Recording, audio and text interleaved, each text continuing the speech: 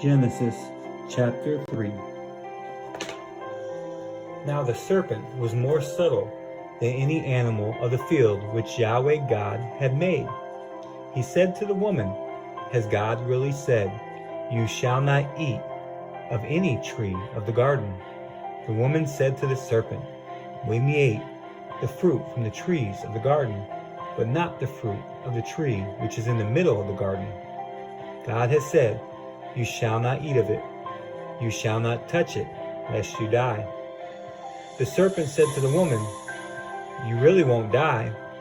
God knows that in the day you eat of it, your eyes will be opened, and you will be like God, knowing good and evil."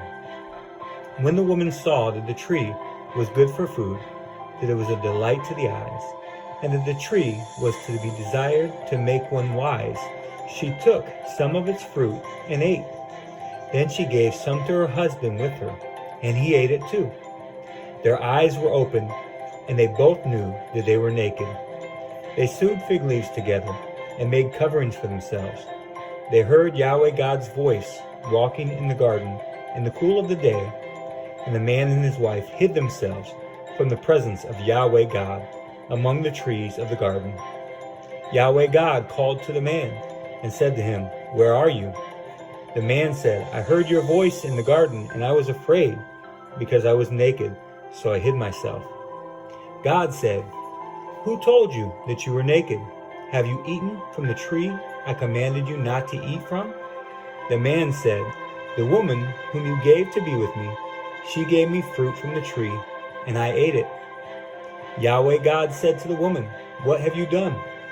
The woman said, "The serpent deceived me, and I ate." Yahweh God said to the serpent, "Because you have done this, you are cursed above all livestock, and above every animal of the field. You shall go on your belly, and you shall eat the dust all the days of your life. I will put hostility between you and the woman, and between your offspring and her offspring.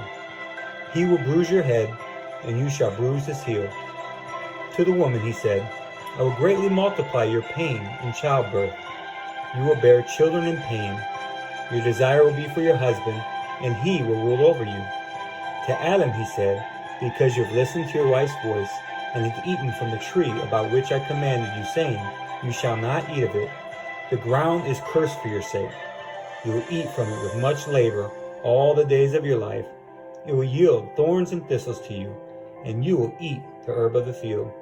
You will eat bread by the sweat of your face until you return to the ground, for you were taken out of it, for you are dust, and you shall return to dust."